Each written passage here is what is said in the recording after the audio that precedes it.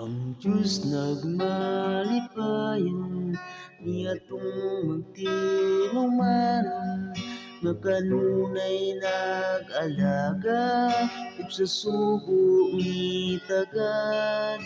Si Jesus andam kanunay sa paghatag ug kalipay niadtong makalahutay ug nagampo kanunay. Kang Jesus,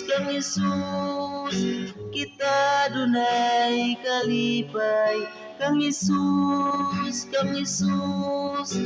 kita makapahulay sa atong mga kabudlay. O kang Jesus, kita mahamugaway.